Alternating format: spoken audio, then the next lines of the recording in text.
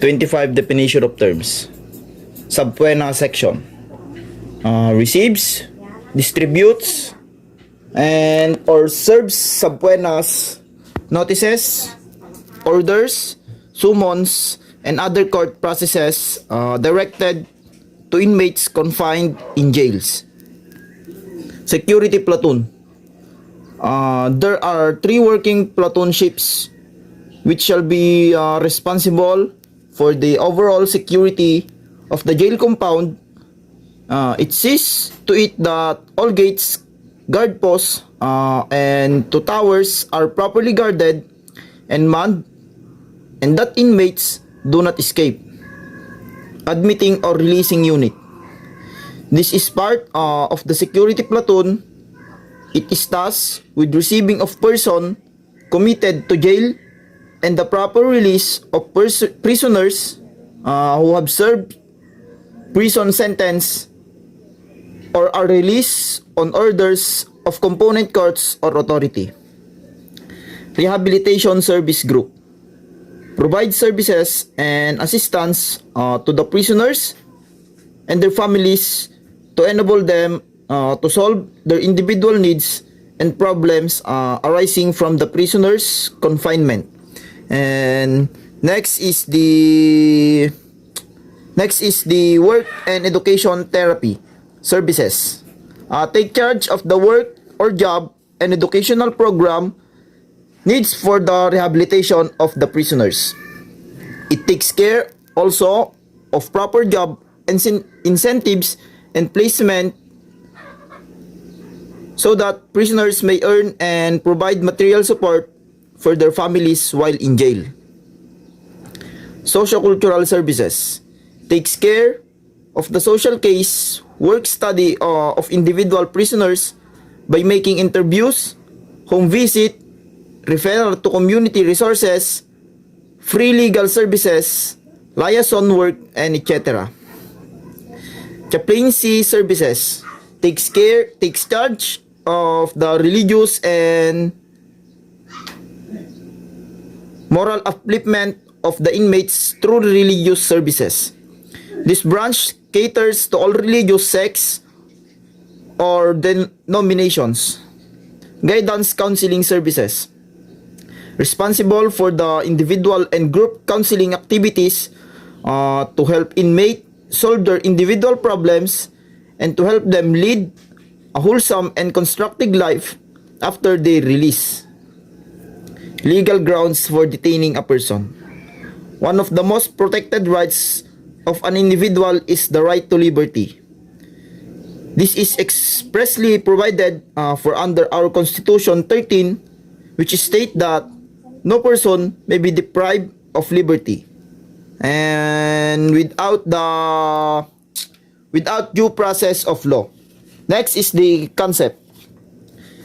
Control involves supervision of prisoners to ensure punctual and orderly movement to and from the dormitories, place of work, church, hospitals, recreational facilities in accordance with the daily schedule. Control Center. The control center is a centrally located and elevated facility with good fields of observation. Prison discipline or the discipline is a continuing state of a good order and behavior. In prison, it includes the maintenance of good standards of work, sanitation, safety, education, personal health, and recreation. Prison discipline is concerned with the reasonable regulation of everyday institutional life so that the institution will be in orderly, self-respecting community. Next is the self-discipline. Not merely the ability to conform to accepted standards for individual and community life in free society. Next is the good communication. This is an important element of discipline wherein management conveys to the inmates the things the latter ought to do, and in turn, the inmates convey to the management how they feel about the program of prison.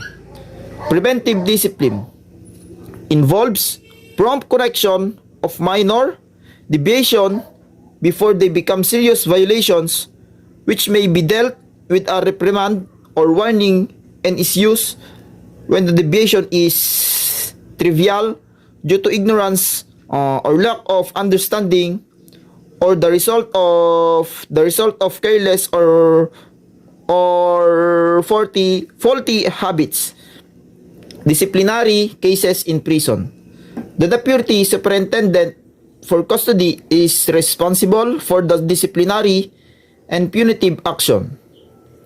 Behavioral report includes both bad acts and attitude, as well as exceptionally good work habit and attitudes.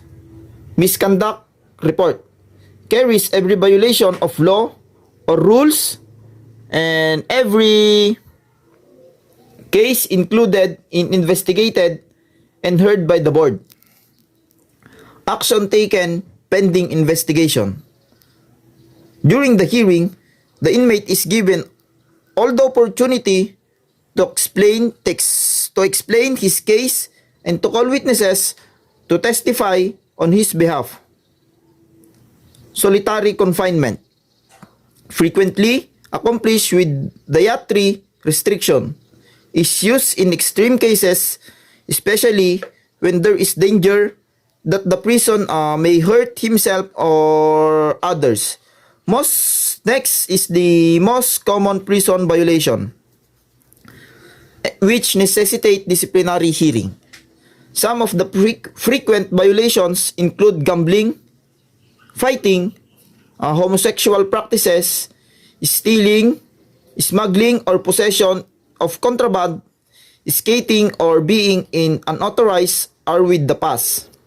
Disciplinary Board of Jails shall be organized and maintained in jails for the purpose of hearing disciplinary case involving any prisoner who violate jails rules and regulation,